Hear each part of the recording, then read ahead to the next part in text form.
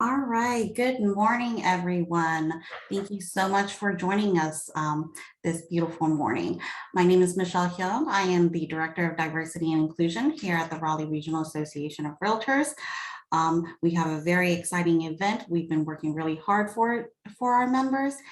And I am gonna pass it on to the chair of our Diversity, Equity, and Inclusion Committee, Corinne U. Bowman.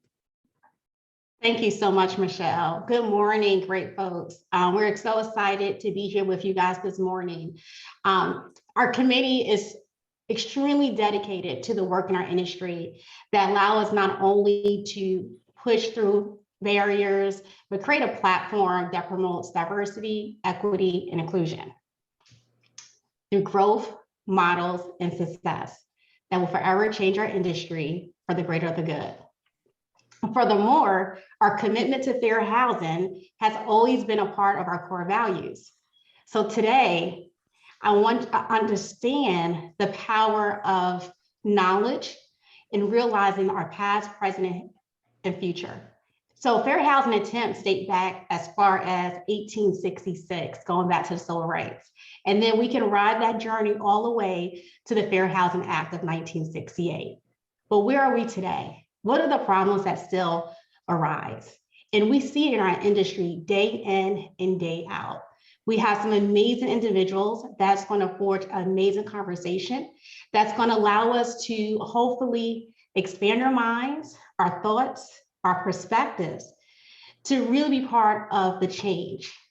We here at the association takes pride on the growth within our communities, but it's also our corporate responsibility that we no longer just sit, but we challenge ourselves for the better or the good on what is the part that we play to serve our communities at a higher level. And with that being stated, I would like to take a moment to just highlight and honor our committee leader, Monique Edwards. She is our event planning committee leader, and she has definitely take pride in really having this event come together. And she helped forge a beautiful display of panelists today that has the knowledge base and talent. And I would like to just have Monique to say a few words. All right, wonderful. Can everyone hear me? We can hear you, Monique. Okay, awesome. So hello, everyone. My name is Monique Edwards. I'm the subcommittee chair for special events and planning here at the Raleigh Regional Association of Realtors Diversity, Equity, Inclusion Committee. And today we are going to have a really great panel, and I get the pleasure of introducing our moderator. And our moderator today is going to be Maya Galata. Maya is a realtor who has spent 20 years in the real estate industry, helping families secure the American dream. And last year, Maya had the opportunity to be on our presidential advisory group, which was there to make sure that there was a real deep conversation about equity, inclusion, and diversity that needed to happen within our association. Maya is originally from Venezuela. She's also lived in Florida and Boston before she became a resident here in Raleigh. And she currently has a variety of roles that she has served throughout our association, but she currently does sit on our board of directors. So thank you so much, Maya Galata, for being our moderator for today's event. Well, thank you, Monique. I'm very excited to be part of this event today. And I have the pleasure of introducing our panelists. Our first panelist is Mary Thompson. Mary is the chair of the City of Raleigh Human Relations Commission. The commission serves as an advocate for all residents and provides recommendations to the City Council on issues around human services. In addition to her work with the City of Raleigh, she is an ambassador for the Alzheimer's Association and a leader with the League of Women Voters NC around their DEI initiatives. Our second panelist is Anthony Lindsey. Anthony Lindsey has been a real estate professional for the past 25 years. He owned and operated a brokerage firm and mortgage company for over 20 years. Mr. Lindsey has been an active leader in the profession by serving multiple terms on the board of directors for the Canopy Association of Realtors, NC Realtors, and various other committees and task forces. He is also very active with the National Association of Realtors. In 2021, he was appointed by the NAR president, Charlie Upler, to serve on the National Fair Housing Policy Committee. In 2019, he was appointed by Governor Roy Cooper to serve on the North Carolina Real Estate Commission. And last, we have Jeff Dillman. Jeffrey Dillman is the managing attorney and co-director of the Fair Housing Project at the Legal Aid of North Carolina. His prior experience includes being the executive director of the Housing Research and Advocacy Center in Ohio, an associate professor at Case Western Reserve University School of Law and at the University of Dayton School of Law, and was a supervising attorney for the Asylum and Refugee Law Project at the University of Michigan School of Law. For 6 years, Mr. Dillman was in a private practice in Michigan with a practice focusing on prison civil rights litigation.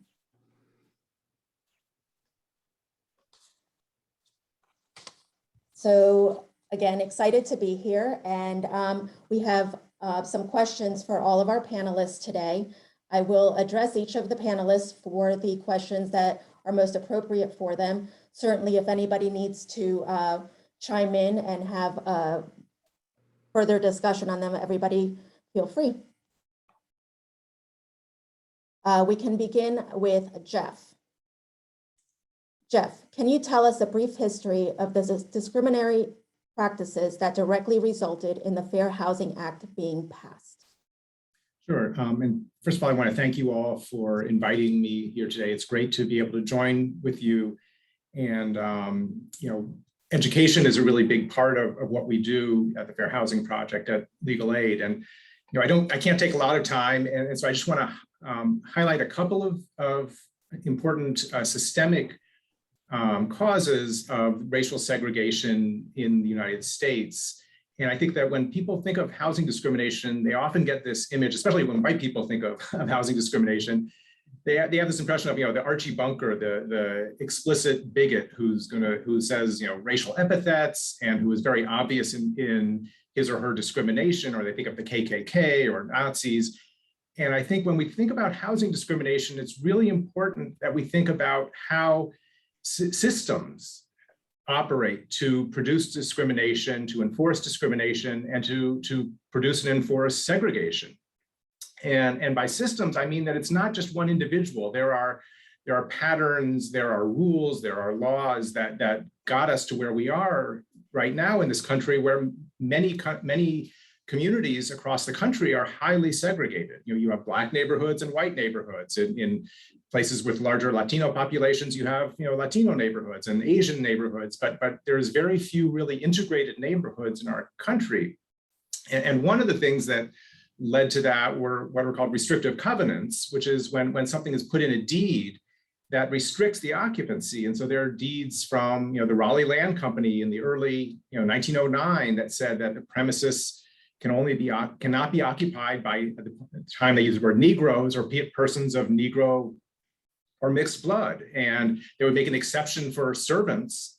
So a servant was allowed to live in the house, but other than that, it could only be occupied by whites. And by restricting the ownership of that property, you're going to enforce segregation. And it didn't end in the early 1900s. If you look at like the creation of what are called Levitt towns, there was a real estate developer, Mr. Levitt, who created these communities across the country, and about 10 of them, I think it was. And the first one in New York, created in 1947, there were tens of thousands of units, and they were all restricted to whites. And that restriction was because Mr. Levitt was getting funding from the federal government, and the federal government required these restrictions, these deed restrictions, so that only white people could buy there. And the effect of that, is very long lasting. Those houses were originally sold for $7,000 or $8,000 with no money down. People were using FHA and VA loans. And the median income at the time was about $3,000. And if you look at now, houses in Levittown, New York are $550,000. And median incomes haven't kept up with that. And so if you were white and were able to buy one of those houses, you have a huge amount of equity that you were able to use to pass down to your children or other heirs, that you could refinance, you could help send your kids to college. And if you were Black or you were Latino, you were prohibited from buying those houses. You could not accumulate that wealth, that equity. And it has, effects that continue to today. Redlining was similar, where certain neighborhoods were evaluated for their suitability for lending. And these appraisers would look and they would rate them as, good neighborhoods or desirable or declining or hazardous.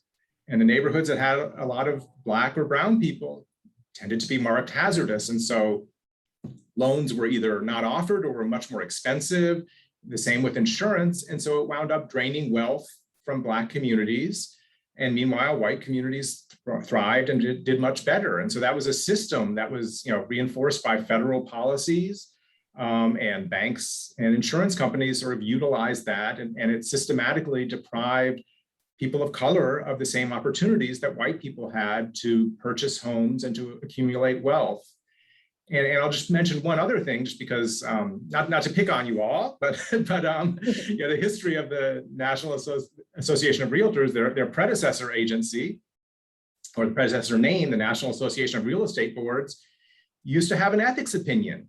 And I want to read this because this is from 1950, and it said, a realtor should never be instrumental in introducing into a neighborhood a character of property or occupancy, members of any race or nationality, or individuals whose presence will clearly be detrimental to property values in that neighborhood.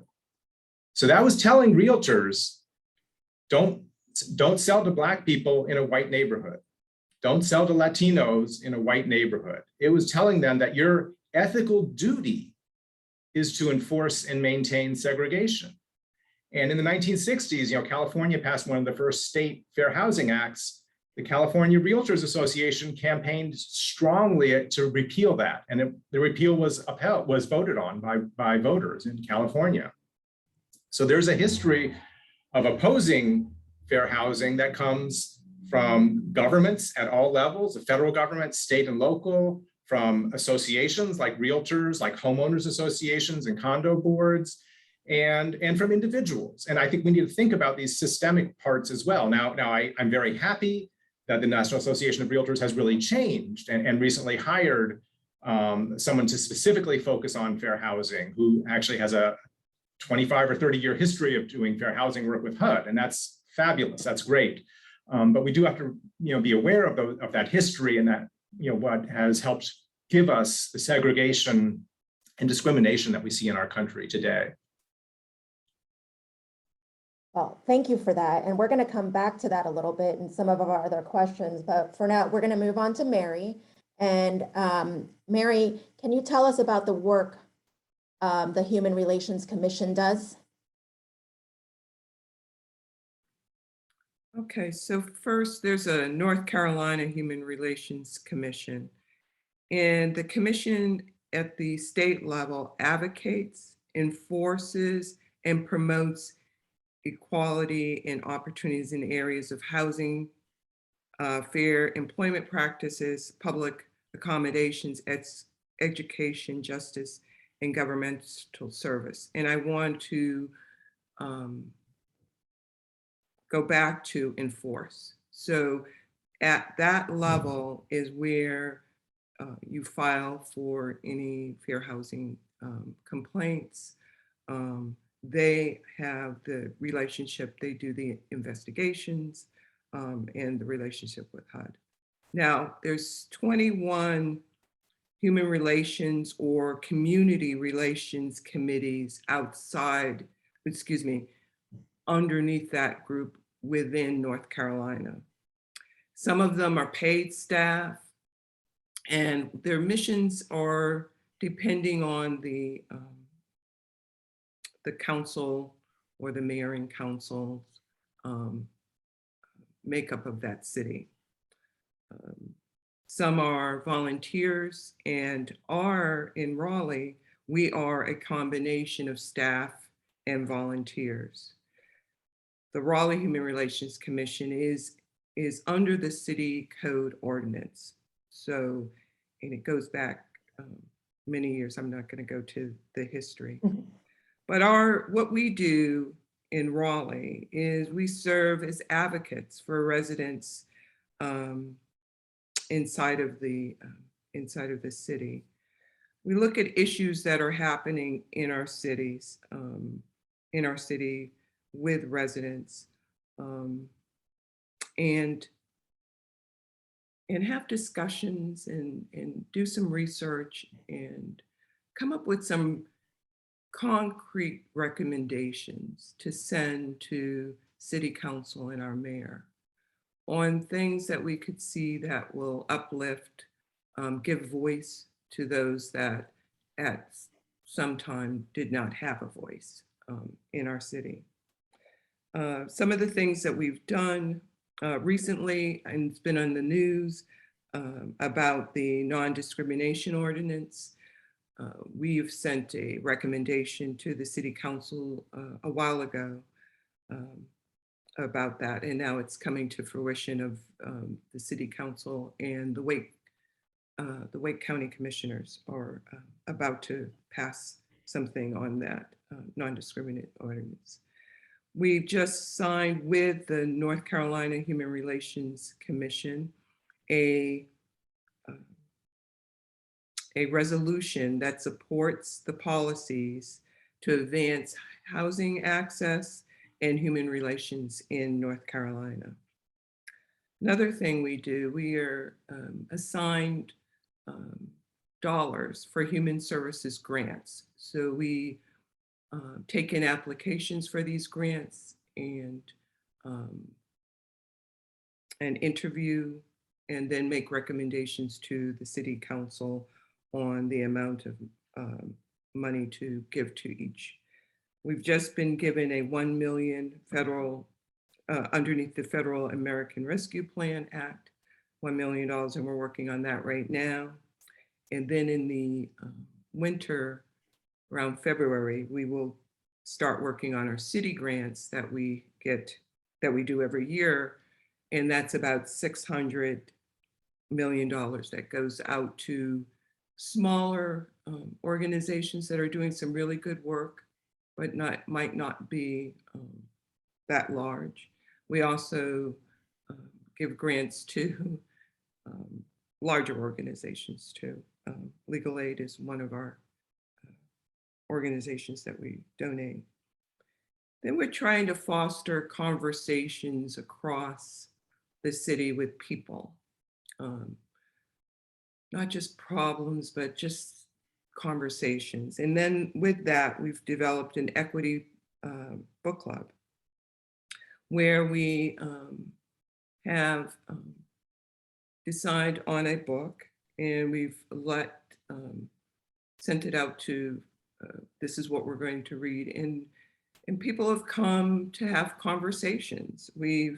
Color of Law was one of the books that we've read. And we're getting ready to read the beginning of January and have discussions around The Sum of Us. And I don't know if anybody's read that. It's by Heather McGee. And it really talks about, just the individual, not, Color of Law talks a lot about what happened in the history of housing and how we got here. But Heather goes a step further and talks about how we as individuals would be so much better if we were not so segregated into our own little silos. And she explains the history more of it at an individual level. So I promote that. And I promote that when we have that session that you're welcome to attend. We're looking forward to that for sure. Thank you. Oh, and thanks for inviting me. I didn't start with that. Thank you. It's a pleasure to be here. We have a question that came up, and it says, one of the issues I've heard is that the number of discrimination complaints is grossly underreported and that enforcement is lax. Is HUD or the Human Relations Commission doing anything to address these points? Mary, I think that's going to go to you. Well,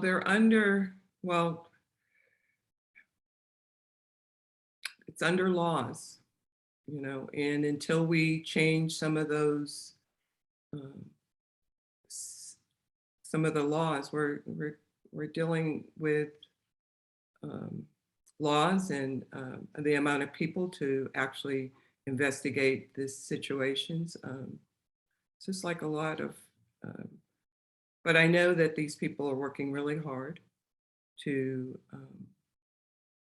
push for change, but it takes a while. Sorry, that's No. my honest answer about that. Jeff, I do don't you know have if Jeff might anything? have something to add. Yeah, do you have anything to add to that, Jeff? Well, the questioner is exactly correct. There's been some research about the amount of complaints that are filed versus the incidence of housing discrimination. And what this research shows is that they think that only about 2 or 3 or maybe 5% of complaints actually, or of instances of discrimination result in a complaint. And why that occurs is due to a number of factors. I mean, some people may not know what to do. Some people may not know where to complain or where to file a complaint, or they may feel that it's futile to do so. But another point that I think I want to raise is that some people don't know when they've been discriminated against. And that may seem strange, but if you were, say, in a rental situation and a landlord is wanting to discourage a Black tenant, and so he says, oh, the rent is $500, or and then tells the white person that comes, the rent is $300, right? I mean, these are not triangle prices, but it quotes a lower price. Unless you have a comparison that you know of at the time, it's hard to know about discrimination. In a sales context, if someone is coming to you as a realtor and says, I'm looking for a house in this price range with these features, and they don't know the community, how do they know if you're steering them to certain neighborhoods or other neighborhoods? They don't. And so there are many times when people don't necessarily know there's discrimination. And so you need fair housing testing, which we actually do, and send out people people of different races, of different nationalities, different family sizes, or people with disabilities and not disabilities, and see how they're treated. Are they treated the same? But some people don't necessarily know they've been discriminated against. And so that is a problem. And I think that more should be done to enforce fair housing laws so that, whether it's landlords or property managers or real estate professionals, that they understand that if they treat people differently, there's a risk that they might get caught, and there might be some consequences. And some people, that will make a difference for them. And some people just don't have time. They don't have the bandwidth to go through the interviews and the callbacks, and you have to do this and you have to be here. And that takes time. That takes off of my work. That takes me away from my children. That, if I can get a roof over my head, I'm doing good. Mm-hmm. Well, and in the Latino community, one of the problems, one of the things that I've seen is that they'll ask them for social security numbers. That is not something that they'll ask a Black person for or a white person for, but all of a sudden the landlords are asking for their social security numbers. So, and again, they don't know the difference. Like you said, they don't know they're being discriminated against. Right. Anthony, I know that you're itching to speak.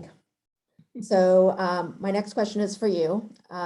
NAR has a National Fair Housing Committee. Do you think that our state association could benefit from having a similar committee? Why or why not? Good morning, everyone, and thanks for having me. It's a huge risk when someone invites me to a panel like this. So I appreciate the bravery of Raleigh Regional Association. To specifically answer the question, I think, first of all, we have to acknowledge that fair housing is really a multi-dimensional issue. And we tend to talk about it and try to frame it in a specific way. And oftentimes that means we omit some of the other aspects of fair housing, some of which are indirect and some of which are consequential, but still, in my opinion, are directly related to fair housing. There's policy, there's law, we've got affordability, there's equity issues like zoning and disparate impact, and all of these other dimensions that we have to take into account. I believe that the state association has attempted to address fair housing through the formation of the Housing Foundation. A long time ago, we did have a diversity committee that also dealt with fair housing. And then we started to move in the direction of establishing a foundation, and the foundation started to deal with affordable housing and fair housing. And it's my view that the foundation really ought to focus on the policy aspects of fair housing and affordable housing. And the local associations is where we really need to have the fair housing committees, where the agents are actively engaged in the day-to-day activities that uncover and deal with real fair housing issues. We're the first point of contact, we're the hands on the ground, so to speak, dealing with clients and customers who are facing these issues. So I think that the local associations is where we really need to have the discrete activities around fair housing and affordable housing. For example, in Charlotte back in 2002, we combined our fair and affordable housing activities together into a single committee before we formed our current foundation, which now handles sort of the broad brush approach to dealing with it and is the forward-facing or public-facing entity within the association that deals with fair and affordable housing, and also disaster relief and other things, which at the state level, we focus. Our foundation right now primarily has been around the disaster relief, although they do have a number of programs that are aimed at affordable housing and then also still working on fair housing as well.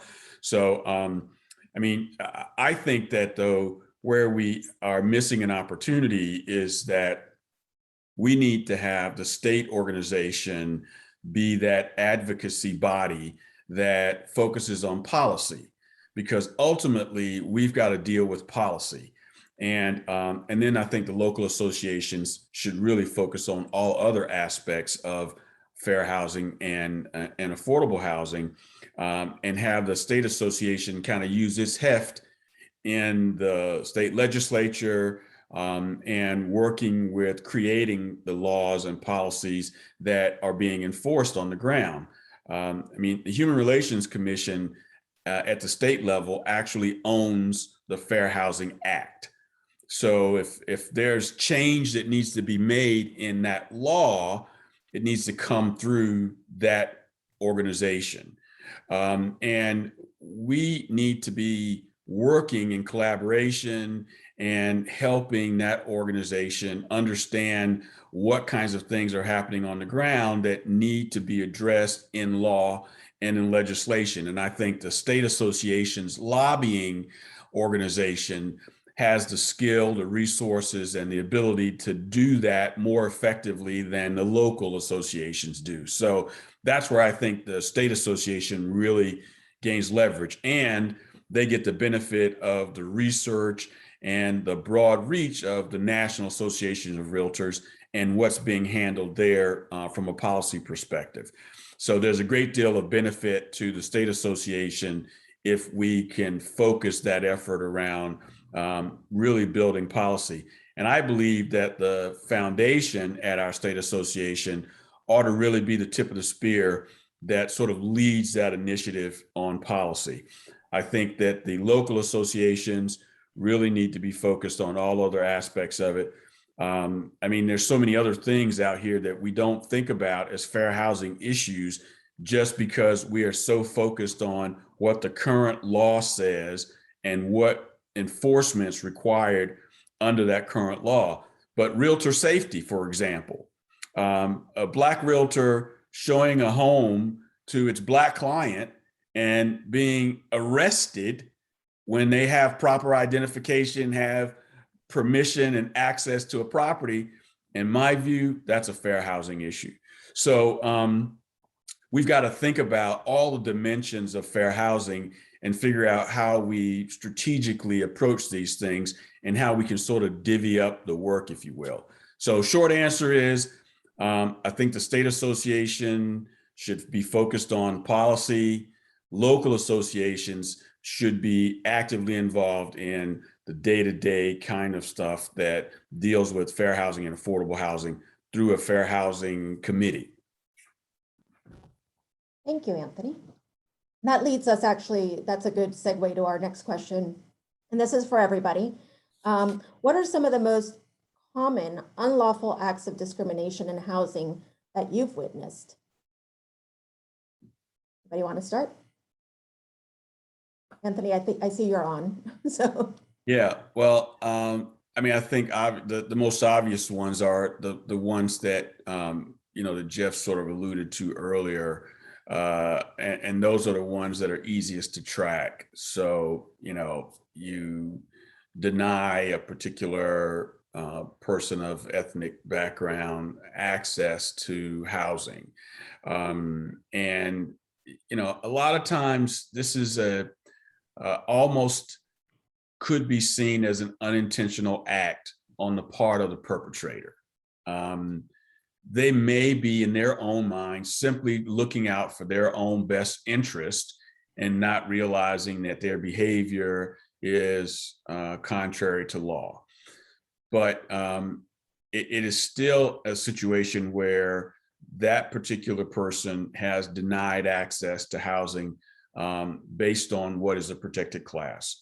And I think, again, it really comes from the lack of understanding in some cases, and in other cases, it is the intentional effort to discriminate against a person. But it's the most obvious things. I mean, we hear stories about everything from people saying, this property's already been sold, or this property is no longer available for rent, and another person comes along and, by George, it's now available again, and they get a chance to rent it. I mean, those are some of the most common things that I've personally seen. Jeff? Sure, thank you. So in my current position at Legal Aid, most of the people that we're helping are usually renters. And so it's a little bit less than sales. And in the rental context, well, actually overall, in terms of fair housing complaints that are filed in North Carolina and nationwide, disability is now the most common type of complaint. And so for a lot of renters, that involves a request for a reasonable accommodation. They need a service animal or some other type of change to a rule or a policy that they are allowed to have under the Fair Housing Act. But we still do see, instances of race discrimination. I mean, everyone, I'm sure, on this webinar is aware of the study, the research that was done in New York with Newsday newspaper a few years back, where there were, testers who went out who actually had cameras and, approached real estate professionals to try to purchase a house, and some of those agents were very clearly steering. In fact, some were talking about steering and about how they knew it was not what they weren't supposed to be doing. So you do see that. We have had a few cases here in North Carolina involving affordable housing and construction of that, where local communities tried to keep out affordable housing. And North Carolina, our Fair Housing Act under the state law prohibits a local government from keeping out affordable housing because low-income people are going to live there. And so we brought a couple of cases, one against the village of Pinehurst and one in Clemens, that involved those communities trying to keep out affordable housing. And so, that's a case where we were, representing developers trying to build affordable housing, helping people who otherwise couldn't afford market rate housing. So you see that as well. But I think, a lot of the discrimination that we hear about, people may have an inkling, they think something is wrong, but they don't necessarily. It's, the discrimination that we have now is not where someone puts up a sign that says whites only. It's done what they say with a handshake and a smile. Oh, I'm sorry that I just rented it out. It's no longer available, or check again next month. And we did have a case a few years back where a tenant was told this is a whites only mobile home park when she invited her Black boyfriend to visit. But that's really rare. You don't see that very often. It's much more done in a subtle way, where if it's race discrimination, because fortunately we're in a society where explicit race discrimination in most circumstances is not socially acceptable. Now, it does make it harder to fight it sometimes, but most places you don't see that blatant type of statement. Mary, do you have anything to add? No, I don't have anything to add. The only, because some of those they mentioned I've heard of. And really the only things that I've been aware of personally is, landlord-tenant situations of harassment, sexual harassment, those type of things. But everything that they just mentioned, I've heard of those too, or seen those too, or have had that happen to me. So, Yeah, sadly, yes. Okay, well, Anthony and Jeff, this one's for you. Within the context of our code of ethics, what measures would you suggest for us to strengthen our DEI and fair housing initiatives?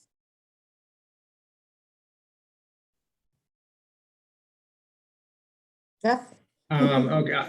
Well, I'll start with prefacing this with two things, which is because of our funding, I'm not allowed to sort of advocate for certain changes in laws and things like that. And I'm obviously not a member of the association, so it's a little bit hard for me to do that. But I guess the 2 points I would like to make about this, or maybe it's going to be 3. One is there needs to be awareness, right? There needs to be, people have to have an understanding of what is the current situation, that there is discrimination that's ongoing.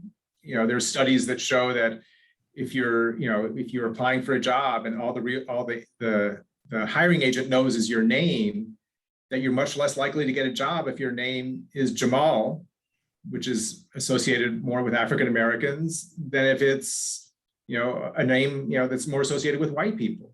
And there have been studies where they kept everything else the same on a resume, but just changed the names, and people with Black sounding names are less likely to be hired. And so there is, and that happens in housing as well. And our testing shows that. And so being aware, understanding that there is still ongoing discrimination, that there are still effects of some of the systemic discrimination that is now technically unlawful, but that it still has an effect. That those changes and those differences in wealth that were allowed to be accumulated by people based on their race, and changing the culture so that it's not acceptable to engage in discrimination. And part of that, a lot of that is for white people, right? To change the culture so that if a white colleague says something to another white agent about something that's whether they're using an epithet or we're talking about schools as code for race or something like that their colleague says, wait, what are you talking about? That's not, I'm not like that. That's not who we are. We shouldn't be doing that. And so changing the culture is important. But I also want to come back to, enforcement is key. And, some of those people in New York, and I want to always keep coming back to that, but they knew what they were doing was wrong. They had been to trainings. They were required to get fair housing training on a regular basis, and they were still steering. And that tells me that, first of all, they don't think it's, that big of a problem. And okay, you may not change that, but they weren't afraid of being caught. They thought it's not they could talk to this prospective buyer and be explicit about that.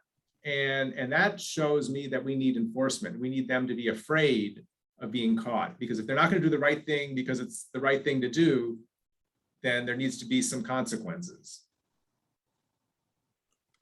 And that doesn't exactly tell you how to change your ethics, but that tells me that's what I would focus on if I were doing something like that. It's okay. Those are great points, though.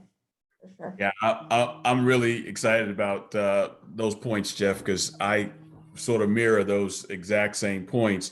First of all, our code of ethics in our profession is a self-policing profession. There are no real estate cops out there. We are, as practitioners, the real estate police. So if we don't self-police, then it's going to be left to regulators, Real Estate Commission, Justice Department, other regulators to put in place rules, regulations, and laws that prohibit that sort of activity, right? So it is incumbent on us, and the whole idea behind the code of ethics is that that code of ethics allows us to stand above those people who don't subscribe to the code of ethics. Well, if we don't uphold the code of ethics, then we cannot describe the benefits of having a code.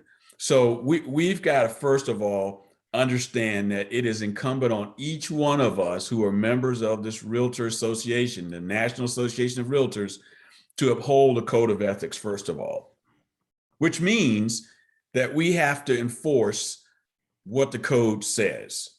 There was a huge advance in the code of ethics back in 2020 with the addition of professional standard or standard of practice 10.5, which is part of Article 10. And I encourage all realtors, if you haven't read it, read it and understand what it says. But it is really addressing this idea of hate speech, right? So we can't tolerate that sort of thing. And while we can't legislate morality, we've heard that all our lives. But we can legislate our conduct. And, that's one of those things where it took a great deal of back and forth. And unfortunately, it angered a lot of members in the association to include that provision in our code of ethics. But that deals with not just how we treat the public, but it also deals with how we treat each other. It's in the section that we call, the duties to the public, but it also deals with how we treat each other. And in that same section, in 10.4, it deals with this issue of employment practices. And I think that a lot of us members need to go back and really read that also and understand kind of what it means to be affiliated with a firm and what that firm's responsibilities are to you as a realtor member also, because the firm is also a member. So we need to go back and take a look at that and let that sort of guide us in terms of where we might decide to affiliate also.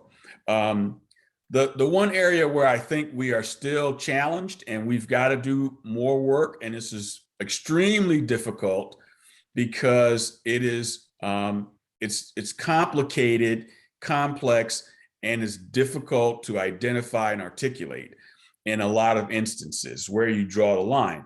But we have to deal with conduct outside the transaction, in my opinion. And the 10.5 dealt with that to some degree. And it talks about what you put on your personal Facebook page and, all those things started to come into play. But there's also a conduct outside of the transaction that has bearing, in my view, on how you represent this profession. And we have to also start addressing that. And there's a great deal of reluctance. I hear pushback when I bring this up. I hear the folks who, disagree with the notion that we ought to be trying to, prescribe how folks should act when they're not actively engaged in a transaction. I mean, I hear all of the reasons for why we shouldn't do that. But there's so many other professions that have moral turpitude type provisions or clauses in their employments agreements, right? We hear all the time, if you're a football player and you get caught, punching your wife in the elevator, you're gonna have a problem finding a place to play. So he wasn't on the field, he wasn't doing that, but it reflected on their profession and it reflected on the way they want their profession to be viewed. So I think we have to take some of that into account. And our code of ethics may need to stretch a little bit to deal with that. And we're going to have to wrestle with how do we do it.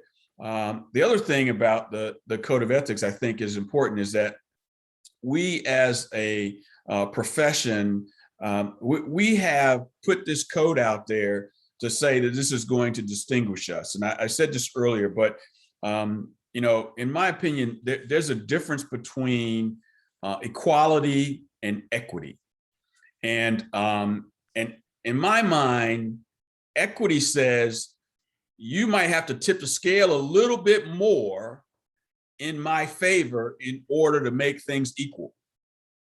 So, we as professionals may have to do a little bit more, a little bit extra, go the extra mile, take the extra step. We might have to stretch ourselves a little bit in order to really bring life to this code and the principles and values that it espouses. If you read the preamble of the Code of Ethics, and I think people should start with that. We always go to specific articles, but you need to read the preamble and understand the values that are being espoused in that preamble. And we have to decide as practitioners, as professionals, are we going to live up to those values and principles that are espoused in that code? And are we just simply going to try to follow the letter of the code? So I think we've got to get to that point where we start to work on, how do we embody the spirit of the values and principles, as well as follow the letter. I know that was a long answer, but it's a complex problem. And I think we focus on this question of what happens outside the transaction also reflects on us as a profession. Oh, great answer, great answer. I recently went to a seminar and they said, are you operating at 97% like everyone else, or are you operating better than good? So I think as a profession, we need to do better than good. So it goes back to your point about the Code of Ethics. Yes. Next question is for Mary. Mary, what has the Human Relations Commission promoted and supported that could help our Realtor members?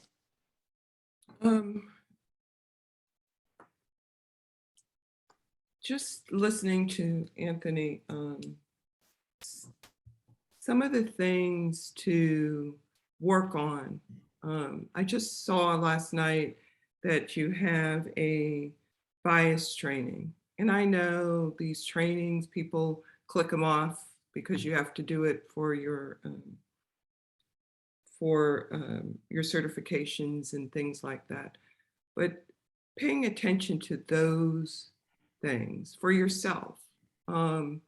We have different events that you have the opportunity to come and meet people from other ethnic groups, other cultures, to learn about them.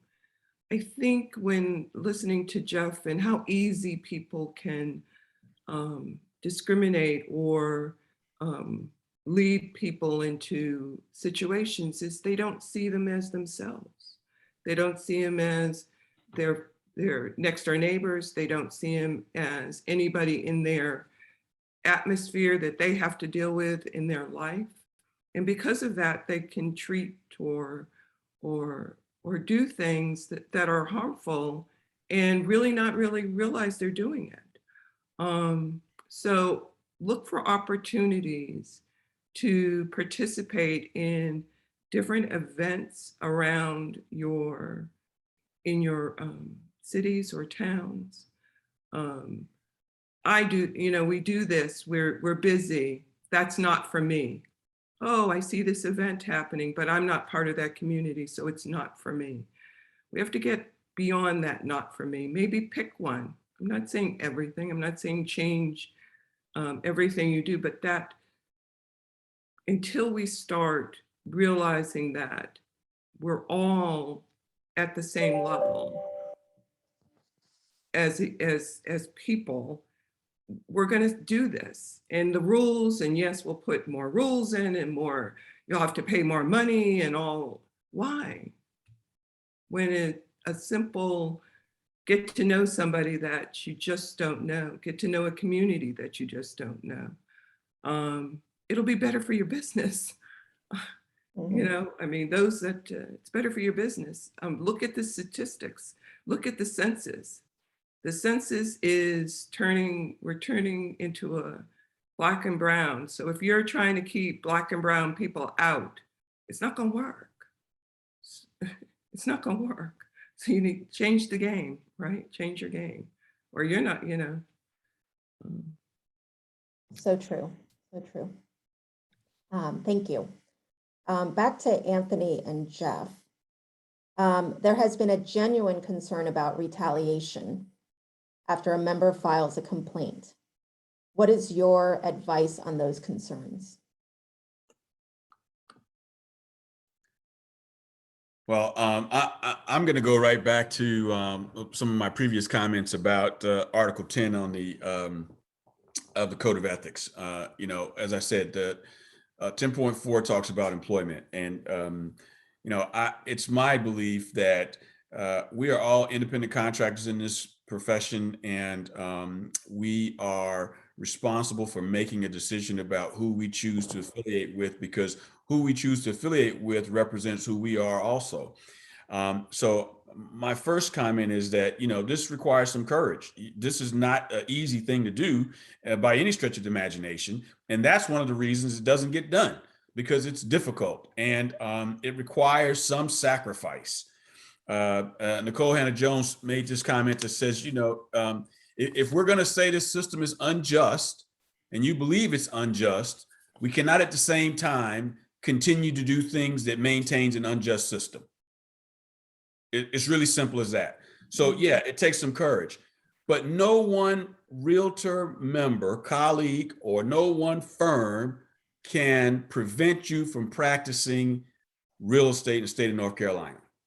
You know, there are hundreds, thousands even, really, there are literally thousands of firms you can work with, hundreds of thousands of agents you can cooperate with. So I say you got to demand support from your firm. If there's a retaliation issue, you got to demand support from your firm to begin with. And if it's appropriate and it involves a client, file a complaint with the Real Estate Commission. If you don't file a complaint, we can't take any action. So if there are no complaints to be filed, then we're helpless. We're powerless. So if it involves a client, file a complaint. And if it's an issue between realtor members, go to professional standards. File a complaint in your local association. Know what your rights are, because you're entitled to the protections under the Code of Ethics, under employment law. You're entitled to protections, and retaliation is not one of the things that's allowed legally, right? So, but more importantly, it's about you deciding where you want to be affiliated and whether or not that organization represents the values and principles that you believe in and that you uphold. That's my position on it. Jeff? Yeah, no, and I think those are all really important things. You know, lawyers are similar. We're a self-governing profession, and sometimes that works, and sometimes it's, you know, people need to step up and they need to take action. And yeah, sometimes it's uncomfortable, right? It makes you feel awkward. It's embarrassing. You know, these are people that you may come across with. They could be in your firm. They could be people that you in a different company that you interact with on a regular basis. But if people don't change their behavior, then you know, people aren't going to change their behavior, right? The people who are acting badly are not going to change their behavior. The other thing I wanted to point out, in addition to reporting it, you know, sort of internally, is that you know, there are external ways to report discrimination. Some of them anonymous and some not. So you know, if you wanted to file a complaint with HUD, you know, that or the State Human Relations Commission, that can't be anonymous. That has to be a name, right? But you know, lawsuits can sometimes be done anonymously. That's a little bit expensive, but you know, people can report discrimination to us, to the Fair Housing Project, and then we could investigate it. And we could send, you know, if you think there's an agent who's engaging in steering or some other unlawful behavior, we could try to do testing of that agent. And so give us a call. I put our contact information in the chat, you know, fairhousingnc.org. You can, you know, we don't have to report your name.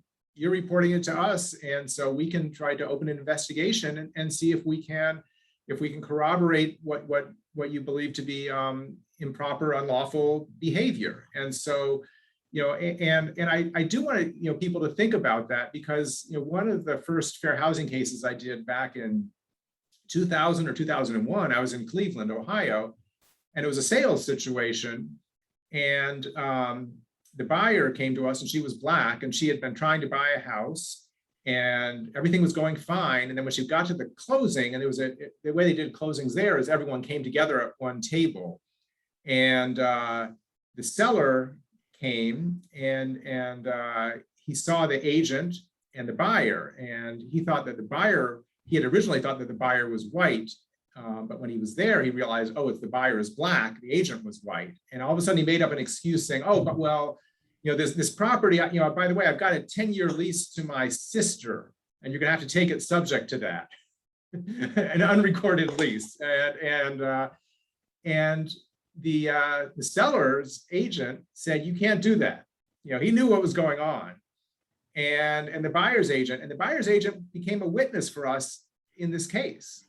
And so you know, you as an agent, you know, you want to uphold the standards of non-discrimination. You want to uphold that everyone has a right to buy a house, to live where they can afford to live. And I would love to have, you know, agents coming to us and work with them and try to, you know, get rid of the people who are violating the law and you know, have it be fairer for everyone. And so I would be happy to have people come to us if they're afraid. I don't want to discourage you from doing it internally, because I think there is an importance to self-governing professions. And like I said, you know, lawyers like real estate, you know, realtors are self-governing in a lot of our stuff. But if you have some fears about that, you know, come to us or go to another fair housing organization, and they can try to help you, you know, investigate, or they can do their own investigation, maybe without disclosing your name if that's the fear. Well, thank you. Thank you for opening that door. I think that's a lot of people would appreciate that. Or you could go to the human relations to just ask. Sometimes you don't know, and they could just walk you through if it is a situation or not. Because some people, you know, I don't know if this is really an issue. And maybe if you want to talk to someone to just to get your head to, did that really happen? Is that really something that could move forward? Sometimes it's just those type of questions, having somebody to talk it through. Excellent, excellent. Well, very curious to see what you all have to say about this. The next question, can you share any DEI or fair housing initiative for the displacement versus gentrification problem? This is for all. Mary? Well, I know that there's some organization here in Raleigh working on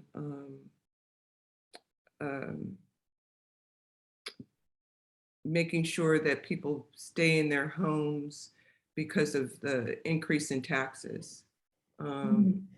It's just happening now. It hasn't happened yet, but there's some some residents that have gotten together, and different organizations that have gotten together, and they're now starting to bring it to the city council and the commissioners, and a process or a program that if you're a certain age or disability, that paying these higher taxes, because now all of a sudden your house is now in a higher tax bracket, what kind of relief program from that.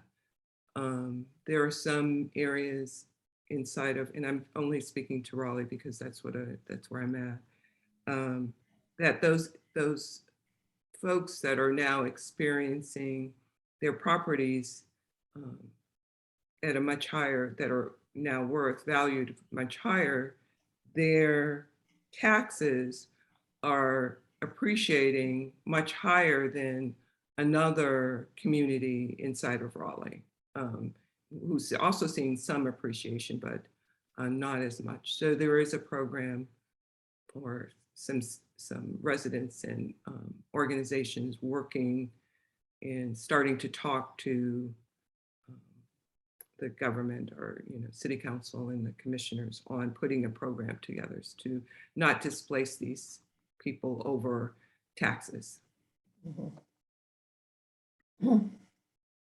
Yeah, I think Mary's right on point, and we're seeing the same thing happen here in Charlotte.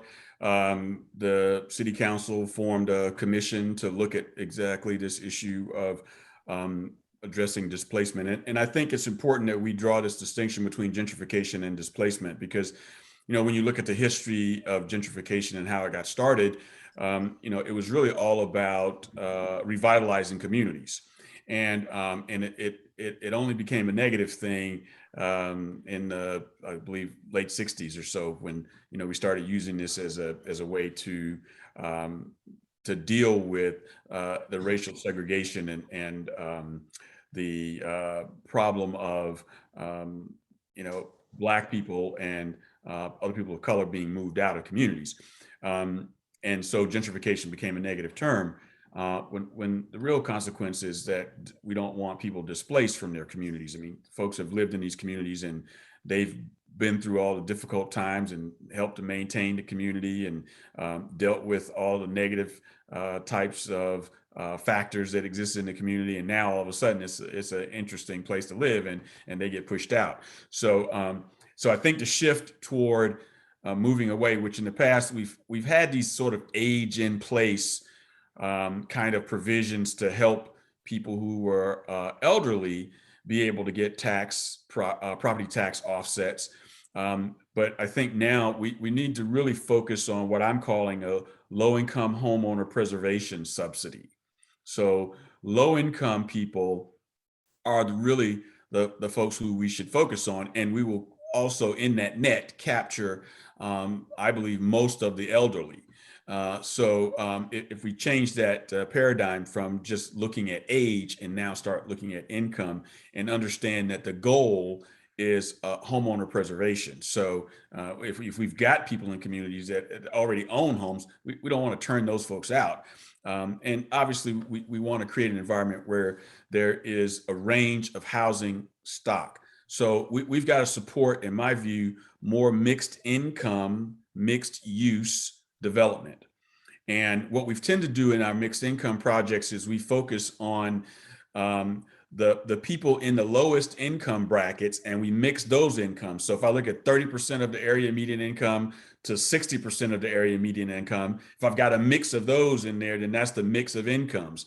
And then we get to the 60 to 80%. Then we get to the 80 to 120%. And you mix within those groups, but we don't have a whole lot of 30 and 80 or 30 and 120s or 60 and 120. We don't have a lot of that happening. So, so I think we've got to look at doing more of that, and at the same time, you know, provide incentives that really encourage the developers to want to build more of it.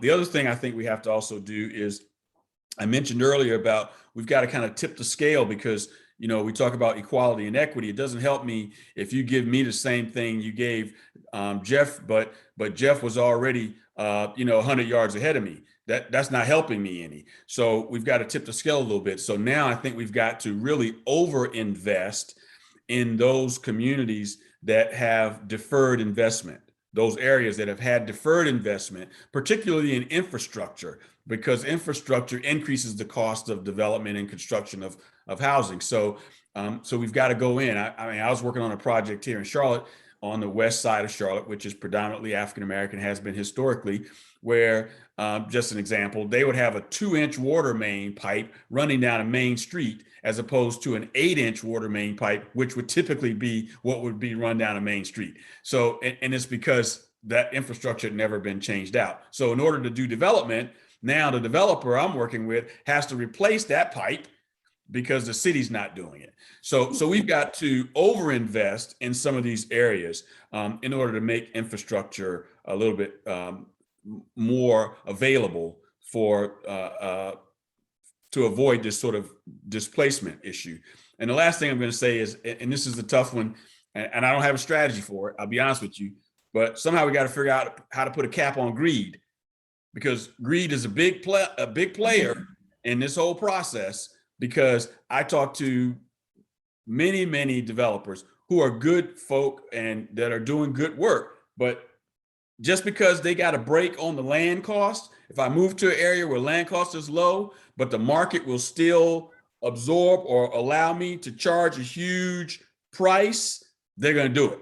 Mhm. So, and it's, you know, I don't have a strategy. I'll be the first to say that, but I hope people will start to think about that and look at how do we allow people to make a reasonable profit. There's nothing wrong with making a reasonable profit. That's why we're in business. You should be able to make a profit, but it doesn't need to be excessive. And if we can do that in a way that allows for people to be able to stay in their communities and not be driven, because at some point we're going to run out of a place to send them. Where are they going to go to? So let's figure out how to live together. That's when you have to pay attention to who's in the seats of your city council and your mayor. And those are the, you know, right now we're getting ready to go into municipals for Wake County. We have 12 municipalities and 10 of them are about to go into elections of mayors in city council. And we have to be at those meetings and ask the questions.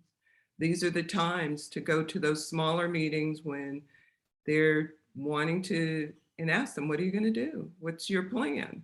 And then go to those meetings. I mean, that's how I started.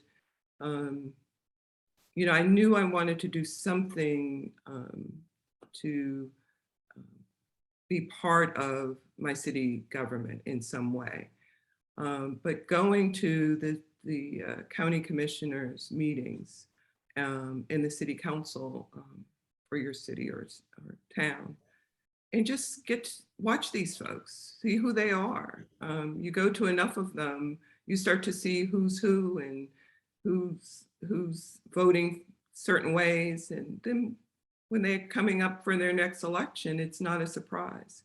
People don't pay attention to those smaller elections, but those are the ones that affect us the most in our daily lives. So I put a plug in to pay attention. I want to add one other thing to this too that I forgot to mention, and that is we really have to look at our tax assessment model and how do we actually do property tax assessments. You know, we may need to look at whether or not we can be focused more on property type replacement value. You know, before we get to this point where, you know, this house is sitting next to a house that's, you know, 1,000 or 2,000 square feet bigger, and therefore it's worth, you know, $1 million, and this little 1,500 square foot house now gets pushed up in value to 500,000. So we might need to look at that tax assessment model. That takes some people smarter than me, but I think we've got to take all of these things into account when we start looking at strategies to address this problem of especially displacement. And I'm gonna skip a couple of questions and go to the last question and then come back because it kind of works that way. Please share any measures we as members can take to close the gaps that currently exist in the housing supply crisis and home ownership within the communities of color. So I heard Mary talk about meetings. I heard Anthony talk about, you know, maybe changing our tax assessment models. What else can we think of? I'm going to say, as a practitioner, this is a very challenging problem. And unfortunately, I don't think that there are solutions that are going to have the immediate impact that we want to see. I think these are longer term kinds of solutions. The first one is, I think that we've got to, as practitioners, increase the education about wealth creation through real estate ownership and investing. We've got to do a better job of helping to educate the consuming public about, you know, what real estate ownership and investment means for your generational wealth creation. And that means we start earlier in the process. So that means we start in middle school. We don't start when somebody's trying to buy their first house. So we got to start earlier. The other thing is that we as practitioners, we have to be a resource. We need to become a knowledge repository for our clients. We should be able to talk to them about all of these aspects and be that resource that people will come to us and ask us questions about what's going on in the neighborhood. What should I be doing? Is this a good thing for me to consider at this point? We've got to do that. And these are all things that we've learned as practitioners, but we've got to start doing it more. I think the other thing is that we have to become a guardian.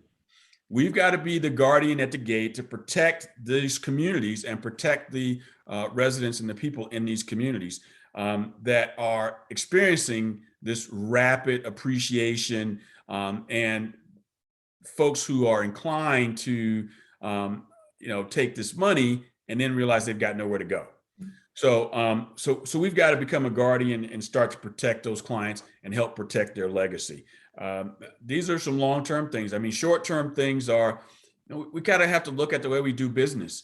I'm an advocate for providing some opportunity for people to have a short period of time to look at a property, inspect that property, determine whether or not it really works for them before they put $10, $20, $30, $50, $75,000 at risk in non-refundable deposits. I think that is a travesty, and I think that it puts both buyer and seller. People think that I'm against sellers being protected in this market, and having the opportunity to make sure they can leverage. But at some point, most of those sellers become buyers. So this is not about protecting one over the other. This is about bringing some sense of balance to the marketplace. And as much as I would like to believe and hope that we as professionals would remedy that situation, I don't see it coming. So I think we've got to take some measures about how we do business that will also impact the market's reaction to that. So, and those are tough things to do. Not a lot of people are going to like it, but I think that's what we've got to do. I'd like to also advocate for people making sure they attend their fair housing conferences that happen in their area. Look for those and spend some time getting to know what because they'll whatever the program will be, it'll be whatever the issues are for your area, and just keep yourself educated. And I guess I just want to add that I agree with both of those comments, and there aren't, unfortunately, easy answers to this, because if there were, I would have been started on them. I think all of us would have been working on those, long ago. And just like with the issue of displacement, there are different answers depending on specifics. I mean, the situation in Raleigh or in Durham or in Charlotte is much different than the situation in the rural counties of North Carolina that are losing population, right? And some of those neighboring counties are gaining as people get pushed out of the urban core because they can't afford it. But there are very different situations, and the local conditions will really, change what kinds of strategies can be useful to address this. But we are in a very difficult situation. Black home ownership is about what it was in 1968 when the Fair Housing Act was passed. And that is a travesty. And it had gone up, fairly steadily until the 2000s. And then with the mortgage crash, it plummeted, and it has never recovered the same way that white home ownership has recovered mostly, and Latino, almost, has recovered more than Black home ownership. And that partly has to do with wealth and the wealth disparities that we have in our country, and which are much, much higher than the income disparities. Income, Blacks make less than whites. But if you look at wealth, it's a much, much bigger difference. And that's, again, partly due to this historic discrimination in housing, because most people in this country accumulate wealth through property or inheritance. And the inheritance, a lot of it was due to property wealth. So addressing this is unfortunately not easy. We obviously have a great need for more housing, and especially more affordable housing. in almost any community. Rural areas need it. Urban areas definitely need it. And the displacement thing, the one other point I wanted to just add there briefly is the issue of displacement of renters who tend to have even less control than homeowners. And, in North Carolina, we don't have some of the tools that some other states allow, rent control or certain types of rental assistance if people are being, evicted from housing. I mean, my parents lived in California and their church was building affordable housing next to the church, and they were going to tear down an old apartment building. And to do that, they had to give each tenant something like $10,000. They had to give them a bunch of money to find a new place to live before they could tear down the apartment building to build new affordable housing, right? And that's not required. It was privately owned housing. It wasn't subsidized housing. And we don't have rules like that prevent tenants from being evicted if the owner wants to tear it down and build either a big new McMansion or a big new apartment building. I mean, my office is in East Durham on Angier Avenue. And if anyone knows that street, it used to be almost entirely Black and Latino neighborhood. And houses, little bungalows that sold for 40 to 80,000 are being replaced with these 3-story buildings being advertised for 700. Mm-hmm. And that's changing this neighborhood very, very quickly. And that's happening in Southeast Raleigh, and I'm sure it's happening in many parts of Charlotte. And I see Anthony and Mary both nodding, and we know that that's going on. Yeah. And if you're a tenant in that situation, you're renting that bungalow, where do you go? And I think we need to think about this and about our communities. And there are people who are not going to make as much money. And do we want that? They go to the neighboring county, and that's going to push up housing prices there. And how are they going to get to their jobs? How are they going to get to schools? How are they going to get to any other amenities that they need? And so I think that that point that Anthony was making about a limit on greed, and just thinking about what kind of society do we want to have? What kind of community do we want to have? And my personal opinion is I agree. I think we do need mixed income housing, and we need diverse communities in a whole host of ways. And I'll add just one thing that I don't think anywhere in the US does this, but I read an article a number of years ago about affordable housing in Europe. And there was a country, I forget if it was Sweden or the Netherlands or somewhere in Northern Europe, but if you were in affordable housing and you got another job and you started making more money, you weren't evicted. You still got to live there, right? In the US, if you make too much money, you're out. And why do we have that model? I mean, why maybe the person will pay more, but if they stay in that housing, it helps stabilize communities. It helps diversify the community by income. It helps change things in an interesting way. And I think we need to think more creatively about solutions to address these. I would like to I'd like to just piggyback on what Jeff just said, because there was an article that came out in 2009 called and it deals with exclusionary zoning. We haven't really had a chance to talk about that a lot, but exclusionary zoning is one of the real methodologies of how we ended up with this segregation and some of the disparities we have in housing. But it's called The Economics of Exclusionary Zoning and Affordable Housing. It was written in 2009 by a gentleman named Benjamin Harney. He was an attorney. He proposed a strategy for how to make development of affordable housing easier. It's a very interesting read. I would encourage everybody to take a look at it. But essentially what it did was it made the municipality have to put a price on what it would cost or what they would be willing to pay to prevent affordable housing. And if the developer was willing to pay that price, then the municipality would have to sell the developer the property for that price. And then the developer would have to do no more entitlements. They would be entitled to build whatever they wanted to on that property if it was an affordable project. And if the price that the municipality established was more than the developer was willing to pay, then the municipality had to contribute that same amount to a fund that would provide subsidy for the creation of affordable housing, right? So it put the municipality in a position where either way, they had to establish the benefit and cost of denying affordable housing in their community. And it was something that really put teeth into the program. It's a very interesting concept, but again, it's a creative way of saying, how do we balance the NIMBYism and the other things that we run into when we try to develop affordable housing in communities?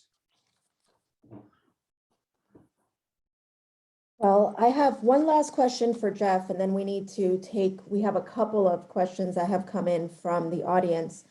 We know that under Fair Housing Act, and by the way, I think you brought this up a little bit earlier. We know that under the Fair Housing Act, disability is considered a protected class. But what often is not spoken about is intellectual and developmental disabilities. Can you speak on how often these individuals are discriminated against and how bringing awareness to the topic could better our industry? Yeah, no, thank you.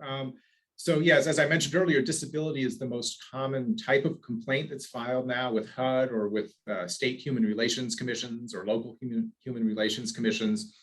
And they don't provide statistics, but my anecdotal evidence tells me that the majority of those are for mental disabilities, whether it's an intellectual disability, a developmental disability, or some other type of mental illness or something else that's protected by fair housing laws. And in the sales context, it doesn't come, I haven't personally seen it as often as in rentals. I mean, in rentals, you see it where someone I mentioned earlier might need an assistance animal or service animal.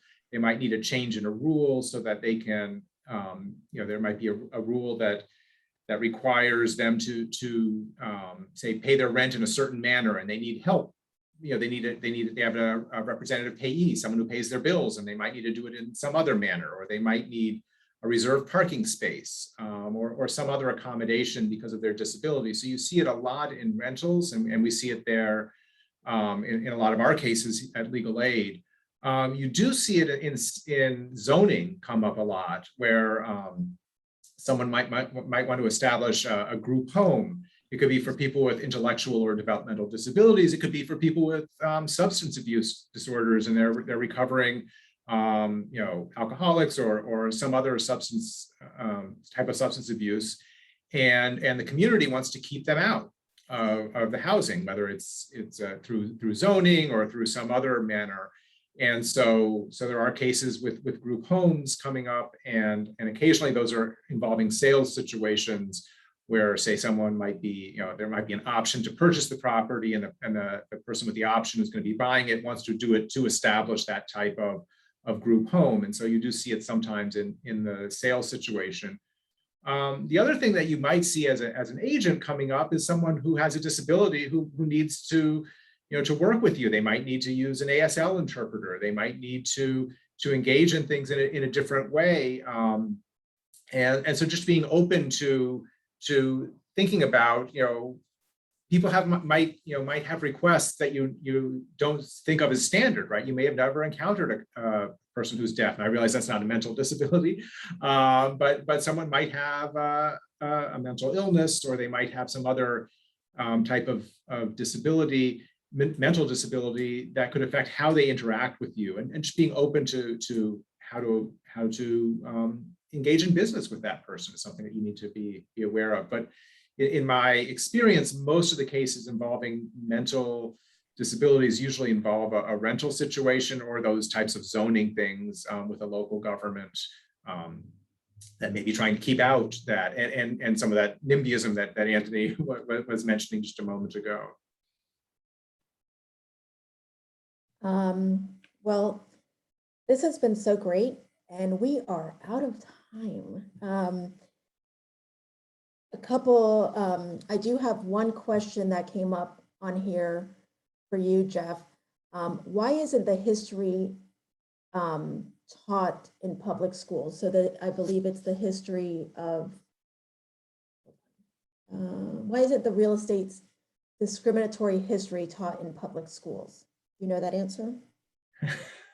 Well, yeah, history and public schools are certainly in the news right now, and I'm not going to step into the current controversies. That's a good question. And when my kids were younger, I mean, they both graduated from college now, but when they were younger, I used to read their history books with them and was surprised. And I guess one thing I will say that I found that I think is useful for me, that I think about often, is how we talk about discrimination.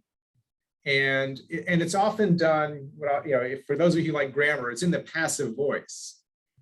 Certain communities experienced discrimination. African Americans experienced discrimination.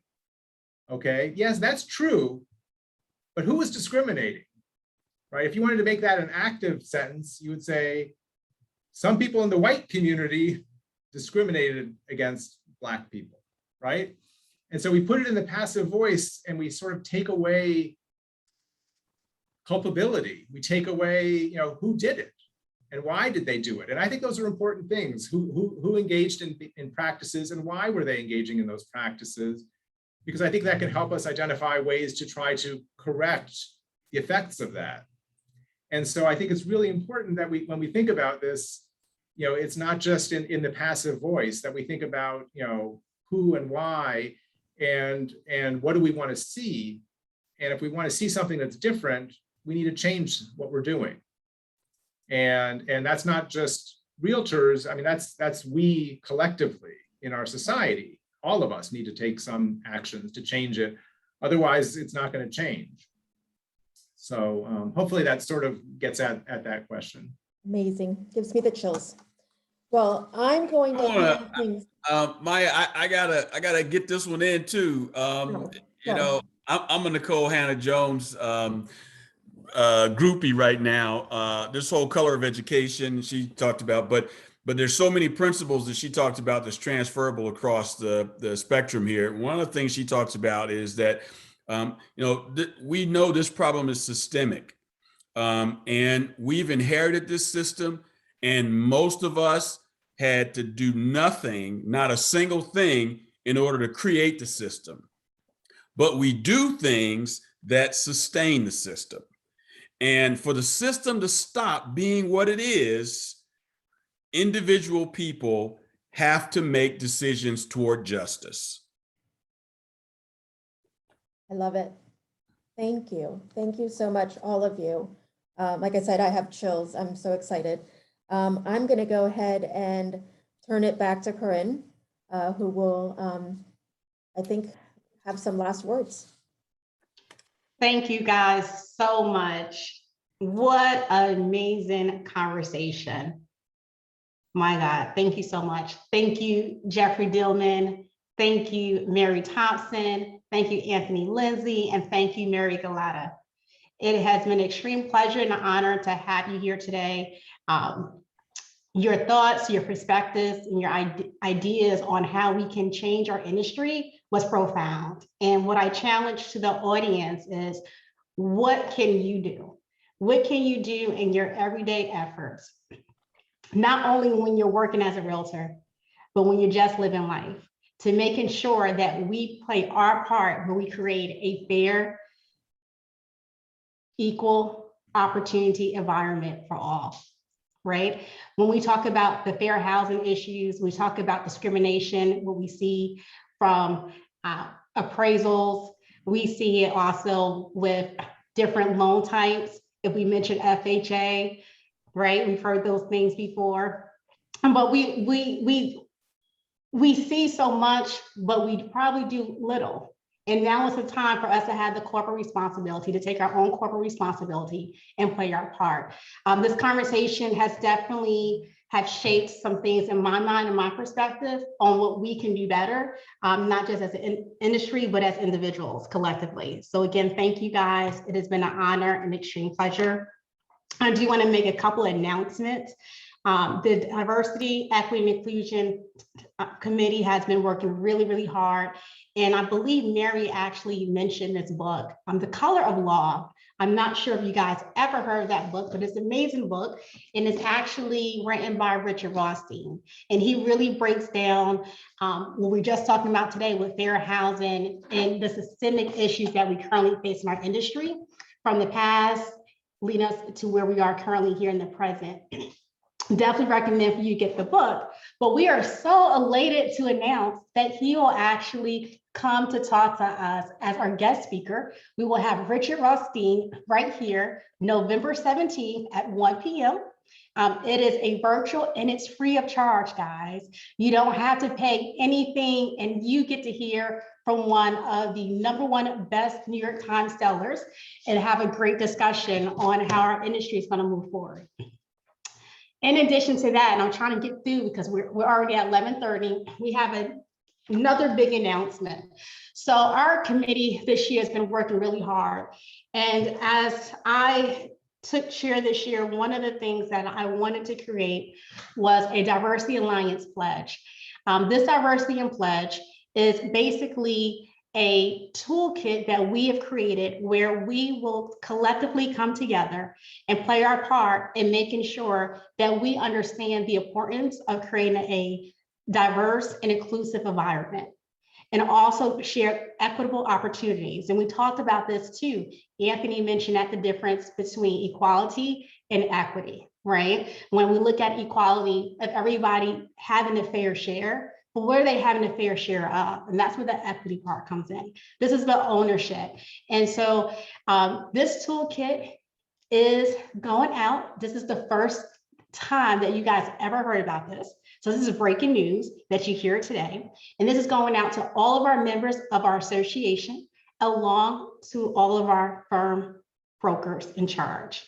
What this will do is allow each member in association and firm to have adequate resources that they can know how to actually create a diverse and equitable environment within their brokers. And this information will be sent out on Monday, so you will have that. Stay tuned for more information. It'll have amazing resources on what to do when you're in situations where you do feel like your client is being discriminated against, or you are being discriminated against, how to handle those situations. But it also gives you information about training. Training is essential, right? When you look at the training is the educational formation that we need fundamentally to understand this piece. And so we give you resources for training. And so there's so much information. I cannot wait to tell you guys more about it. If you have any questions, please reach out to us directly. Again, thank you for joining us today, and we look forward to seeing you again.